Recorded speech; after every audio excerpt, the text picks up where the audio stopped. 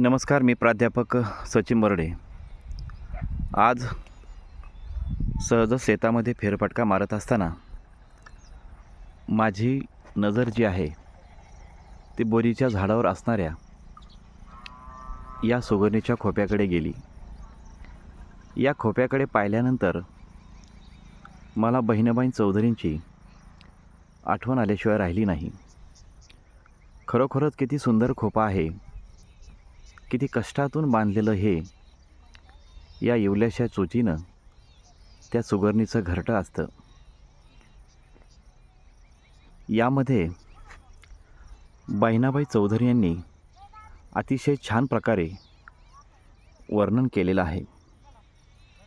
बहिणाबाई यांचा जन्म शेतकरी कुटुंबात झाला. त्यांना शालेय शिक्षण मिळाले नव्हते.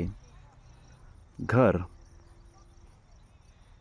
आपल्या भोवतालचा परिसर, कुटुंबीय व सहवासात आलेल्या अन्य व्यक्ती यातून त्यांची कविता फुलत गेली.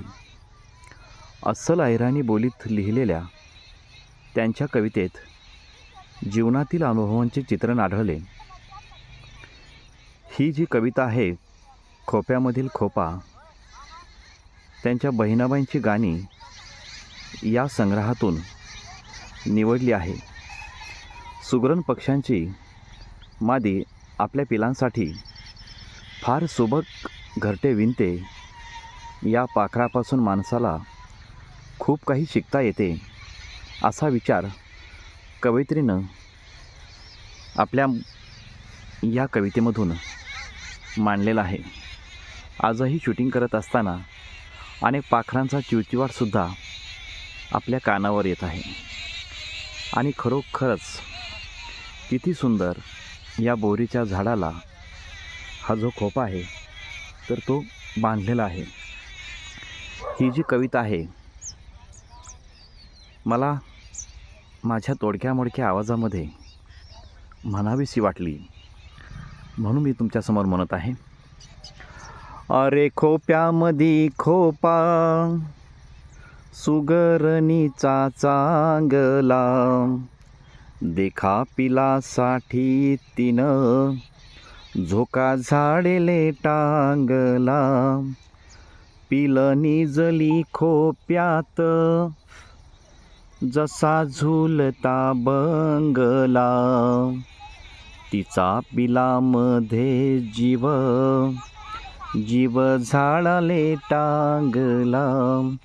अरे खोप्यामध्ये खोपा, सुगरणीचा चांगला, देखा पिलासाठी तिनं झोका झाडेले टांगला. खोपा ईनला जसा गिलक्याचा कोसा, पाखराची कारागिरी जरा देख रे मानसा, जरा देख रे मानसा.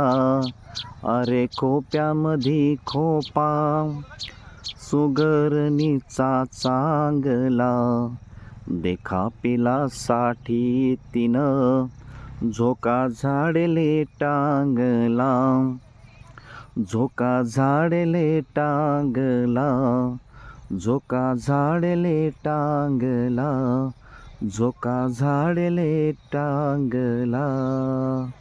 धन्यवाद.